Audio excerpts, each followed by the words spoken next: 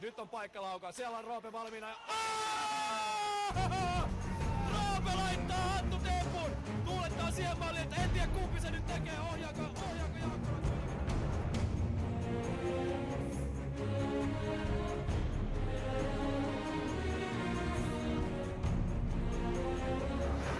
Ja niin kuin näkyy, täällä on täpätäysi areena, Oravan luola.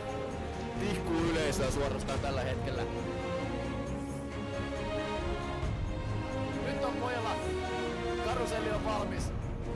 No, kyllä tuntuu hyvältä. Kevään miehiä ollaan on niitä kauden isoja otteluita, niin näissä kannattaa tehdä sitä tulosta. Ei muuta kuin Sanko joukkoon hallille, että siellä mennään kaataa Titania siitä.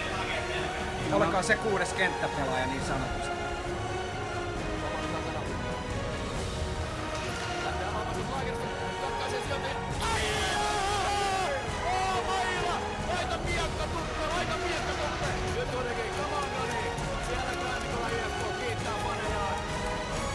Kyllä tällaisen esityksen jälkeen kelpaa esiintyä yleisön edessä ja kyllä täällä tyttöystävät on posket punaisena odottaa ja taistelevia urhoja kotiinsa sieltä.